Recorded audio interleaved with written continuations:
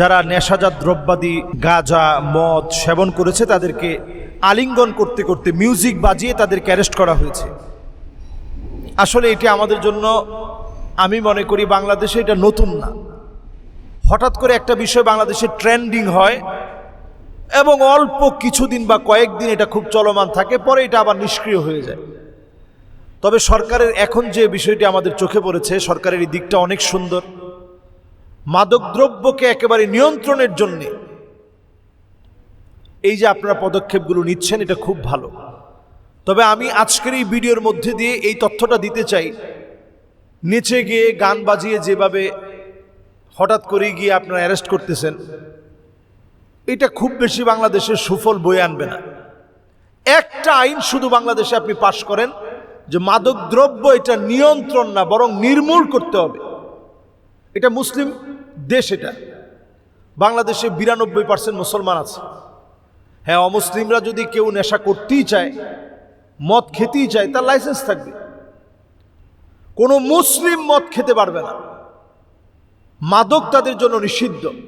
আল্লাহ তাআলা যা নিষিদ্ধ করেছে, এই একটা বিধান যদি বাংলাদেশে আপনি বাস্তবায়ন করতে পারেন, আমি বর্তমান প্রধানমন্ত্রীকে বলবো এই একটি বিষয়, যে মদ বাংলাদেশে নিষিদ্ধ, এটাকে শুধুমাত্র নিয়ন্ত্রণ নাম দিয়ে কিছুদিন আছে, আবার কয়েকদিন পরে দেখা যায় নিয়ন্ত্রণটা হঠাৎ করে আর নিয়ন্ত্রণ থাকে নাই, এটা দড়ি ছিঁড়ে আবার বেড়ে গেছে। যেটা বাংলাদেশে হয় যে কয়েকদিন খুব সুন্দর নিয়ন্ত্রণে চলতেছে। ডায়াবেটিস যেমন হঠাৎ করে নিয়ন্ত্রণে থাকলে দেখা যায় যে খুব কয়েকদিন ভালো, সুগারটা এখন নিয়ন্ত্রণে আছে, এখন একটু একটু মিষ্টি খেতে পারে। কিছুদিন পরে যখন বেড়ে যায় তখন আর কিছুই খেতে পারে না, যে না না এখন আর কোনো মিষ্টি খেতে পারবো না। তা আমাদের দেশে মাদকটা এমন হয়ে গেছে, এটা অনিয়ন্ত্রিত হয়ে গেছে। মাদক সম্রাট যারা, এদেরকে আগে আপনি নির্মূল করেন, চিহ্নিত করেন। এক সময় যেভাবে র্যাব নামে বাংলাদেশের চিহ্নিত সন্ত্রাসীদেরকে নির্মূল করা হয়েছিল, বাংলাদেশে নতুন কোনো পদক্ষেপ নেই, মাদককে এইভাবে একেবারে নির্মূল করে ফেলেন। শুধুমাত্র নিয়ন্ত্রণ না, বাংলাদেশে একটা অধিদপ্তর আছে, মাদক দ্রব্য নিয়ন্ত্রণ অধিদপ্তর। এটি আমি মনে করি আল্লাহর কোরআনের স্পষ্ট বক্তব্য বিরোধী। আল্লাহর কোরআন কোনোভাবে এটাকে নিয়ন্ত্রণ করতে বলে নাই। কোরআনে মদ একবারে নিষিদ্ধ হয় নাই, 3টা স্টেপে আল্লাহ তাআলা নিষিদ্ধ করে দিয়েছেন। ইন্নামাল খামরু ওয়াল মাইসির, এই আয়াতে কারিমা দিয়ে আল্লাহ তাআলা পরিষ্কারভাবে মদকে নিষিদ্ধ করে দিয়েছেন সারা জীবনের জন্য।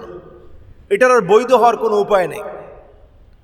যে এখন তো আর আগের মতো পচায় এরকম বানায় না, এখন খুব মেডিসিন দিয়ে ভালো বানায়, কোনোভাবেই এটার খাওয়ার কোনো সুযোগ নেই, হারাম। টোটালি আল্লাহ তাআলা নিষেধ করে দিয়েছেন। এই একটা আয়াতে কারিমা মেনে যদি আপনি মদকে যদি নিয়ন্ত্রণে না রেখে এটাকে নির্মূল করে দিতে পারেন, অর্থনীতিতে দেশ এগিয়ে যাবে। শিক্ষা খাতে বাংলাদেশ বহু দূর এগিয়ে যাবে। বাংলাদেশ মেধার স্বাক্ষরে সারা পৃথিবীর ভিতরে স্বাক্ষর রাখবে ইনশাআল্লাহ। বাংলাদেশের সবচেয়ে বড় সমস্যা এখন এই মাদক দ্রব্য বা এই ড্রাগ অ্যাডিকশন। বাংলাদেশের সবচেয়ে বড় সমস্যা এখন গ্রামে গঞ্জে অলিতে গলিতে এখন মাদক সমস্যা। এই সমস্যা থেকে আপনি শুধুমাত্র কিছুদিন আপনি অ্যারেস্ট করবেন, কিছুদিন আপনি ধরবেন, কিছুদিন আপনি বিভিন্ন প্ল্যান প্রোগ্রাম করবেন, মদ যেখানে পাবেন সেখানে আপনি ভেঙে দিবেন, এর মাধ্যমে এটা শেষ হয়ে যাবে না।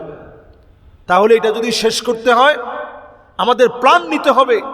আল উমারাউ বিল ইয়াদ, বর্তমান যারা সরকারে আছেন হাত দিয়ে মদকে নিষিদ্ধ করেন, সকল জায়গায় জিরো টলারেন্সে চলে যান, দেখবেন ইনশাআল্লাহ এই হাত দিয়ে মদকে নিয়ন্ত্রণ করার কারণে এতদিন যা হয় না, শুধু নির্মূল করার সিদ্ধান্ত নেওয়ার কারণে দেখবেন ইনশাআল্লাহ এটা একেবারে মাইনাসের দিকে চলে যাবে। যদি আমি জিরো নাও বলি, মাইনাসের দিকে খুব স্বল্প সময়ের ভিতরে চলে যাবে, মানুষ সাহস করতে পারবে না।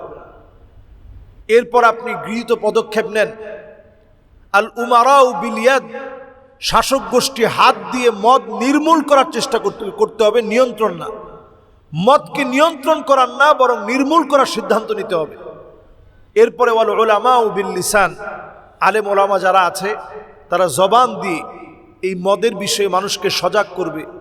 শুধুমাত্র জুমার খুতবায় অথবা এই যে আজকের আলোচনায় এটা বললেই কিন্তু এটা মদ নিষিদ্ধ হবে না, যদি রাষ্ট্রীয়ভাবে এটার ব্যাপারে সিদ্ধান্ত না নেওয়া হয়। এরপরে যে গুরুত্বপূর্ণ বিষয় সেটা হচ্ছে ওয়াল আওয়ামু বিল আমাল, সাধারণ মানুষের সচেতনতা বৃদ্ধি করতে হবে।